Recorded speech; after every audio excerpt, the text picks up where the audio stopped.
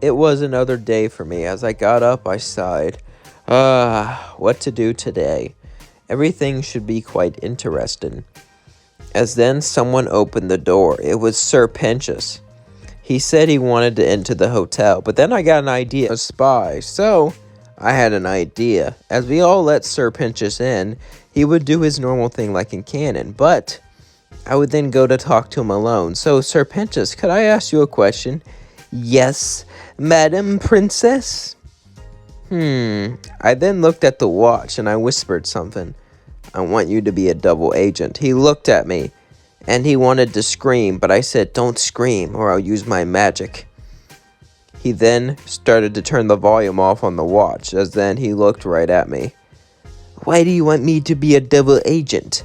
Well, because you have potential, and you could lead them into a trap, and if you do that, I then looked at it as my eyes turned red, I'll spare you.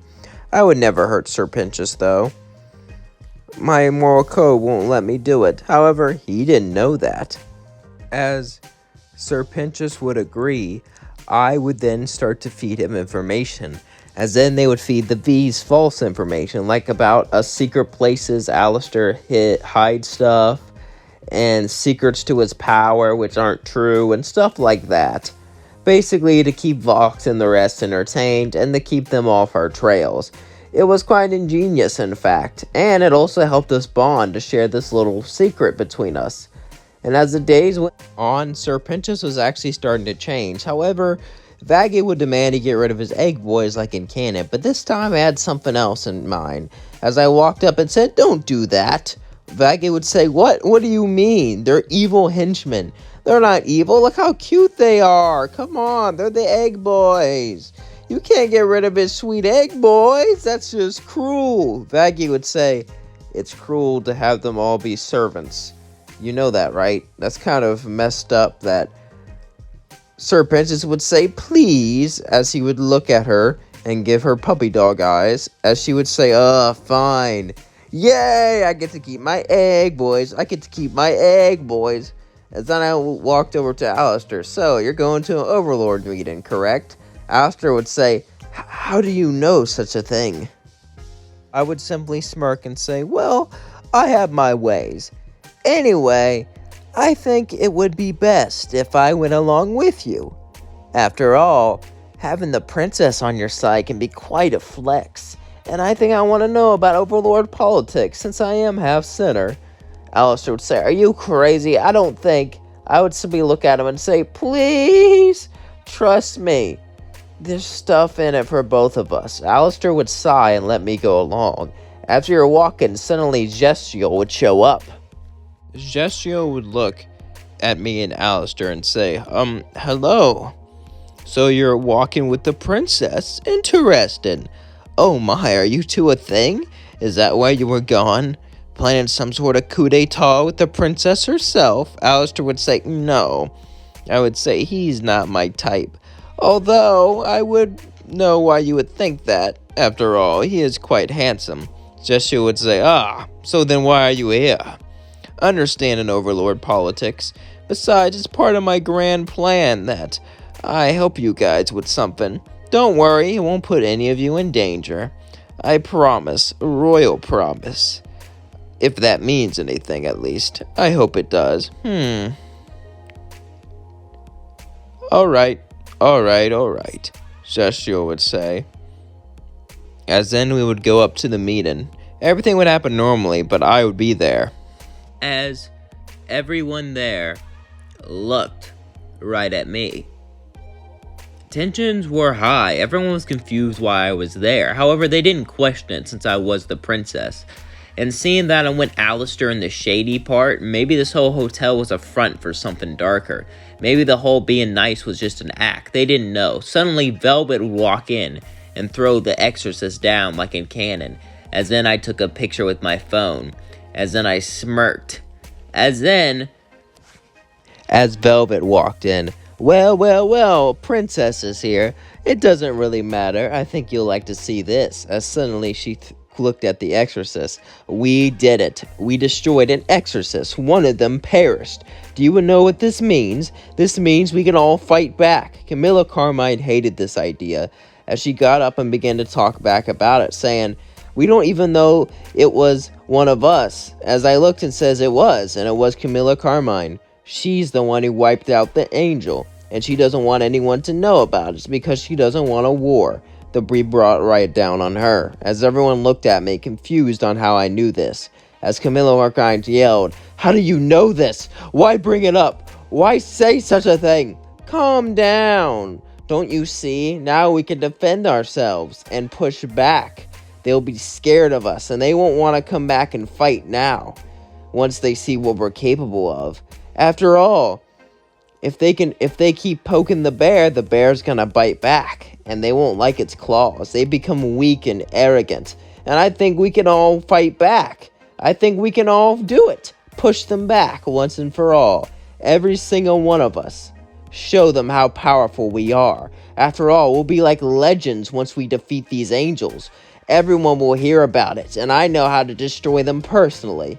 As they all looked at me, Velvet said, I always thought you were lame. However, this sounds kind of fun. Maybe I misjudged you. You still need better fashion, though.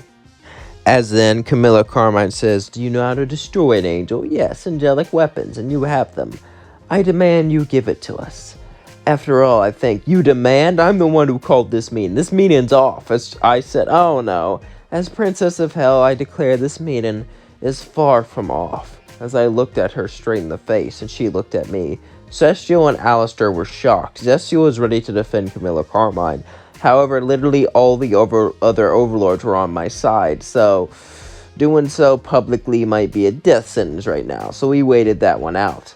As Camilla Carmine looked around, no one willing to defend her. She could try to fight back with her angelic weapons, however, with so far outnumbered, we could easily just steal some and fight her back with them. So, with no other choice, she took a deep sigh. Fine, but I do not support this. This will destroy everything we've built.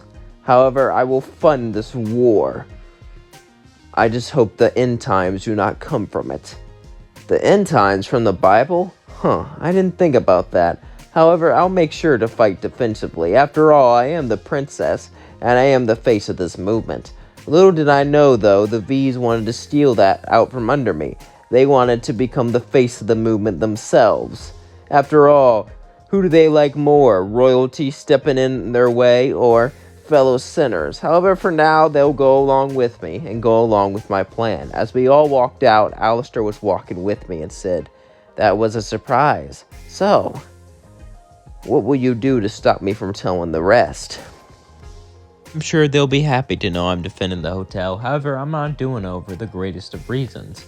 And the way I threatened Camilla Carmine is not the best. I assume that's what you're going to tell them, besides me gathering up everyone. Alistair would say, yeah. So how are you going to stop me? By offering you freedom. Trust me, you want to be free, don't you? Well, if you can be truly free, then you'll join me, won't you? Alistair would then look and say, yeah. But how did you... Oh, I know more than you think. As I walked off, Alistair was actually kind of scared, but he had to go along with this if he wanted his freedom. Even the promise of that, even if it didn't have any merit itself, was enough to keep him going. As then, we cut to Sir Pinchas. As I walked in on him, he would look at me and say, yes, madam, I have an order for you. Cut off your contact. It's time we work intensely on your redemption. My plan was to destroy them, absolutely destroy every exorcist, then have Sir Pinchas lose at the same time and go to heaven. With the sinner being redeemed and the exorcist being wiped out, it means that heaven could not invade us anymore, and that we could invade them anytime we wanted. It will spark fear and controversy all across heaven, and will make them too scared to try anything. At least that's the plan. After I talked to Sir Pinchas, I walked out and hugged Vaggie, as Vaggie hugged me back, as we both said I love you and kissed her. I may be different, I may not be Charlie, but I do feel one thing she feels, and that's love towards Vaggie, and maybe I'll start to feel more. And that is going to leave things off. Don't forget to like, comment, and subscribe. And please don't forget to have an amazing day. That's an order. I order you to have a great day. And if you made it this far, type in the comments, I love has-been more than, well, I don't know. Just type, I love has-been more than turtles. Or, I love turtles more than has-been. Something like that. Just confuse people. Type something with turtles and has-been.